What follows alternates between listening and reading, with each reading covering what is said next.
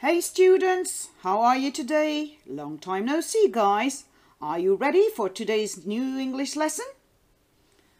Alors, comme ça fait longtemps qu'on ne s'est pas vu, j'ai décidé de faire une partie de mon cours sous forme de capsule vidéo. Vous ne me verrez pas, mais vous m'entendrez. C'est une première pour moi, alors soyez indulgents si je bafouille parfois. Are you ready? So prick up your ears and let's go! Donc aujourd'hui, nous allons travailler à partir des textes étudiés lors des deux cours précédents. Ready, steady, go! Question number 1. Is Mavis tall? No, she isn't. She's not very tall. Question number 2. Is Frank tall? Yes, he is. He is very tall and very big too. Next question. Is Dennis ugly? No, he isn't. He's really cute. Are Murray's hands big? No, they aren't. They are really small. Are his feet small? Yes, they are. They are really small too. Is Murray dangerous? No, he isn't. He is not dangerous at all. Alors, comment modifier le sens d'un adjectif?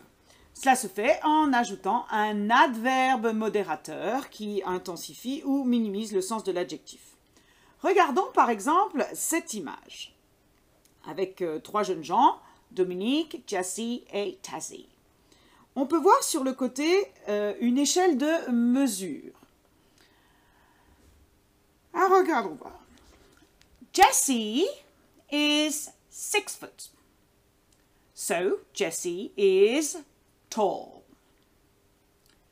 Tazzy is 6'7". So is really tall. Dominique is 5'3". So is not very tall. Pour modifier le sens d'un adjectif, on a donc tout un tas d'adverbes modérateurs à notre disposition. En voici quelques-uns que vous allez pouvoir utiliser par la suite. On a donc really plus un adjectif, comme dans is really tall. Cela signifie vraiment. Il est vraiment grand. On a également not very plus un adjectif. Is not very tall. Pas très. Il n'est pas très grand. À l'inverse, on pourrait aussi avoir very. Très. Il est très grand. Bon, on aurait pu le dire pour Tazzy, par exemple. Puis, vous avez quite. Attention à ne pas confondre avec quiet. Quite signifie assez, plutôt. Is quite tall. Il est assez grand. Il est plutôt grand. Et enfin, nous avons not, blablabla, at all. Alors, celui-ci, il a une construction particulière. Il se divise en deux parties. On met not avant l'adjectif et at all après l'adjectif. Par exemple, Murray is not dangerous at all. Murray n'est pas du tout dangereux, puisque not at all signifie pas du tout.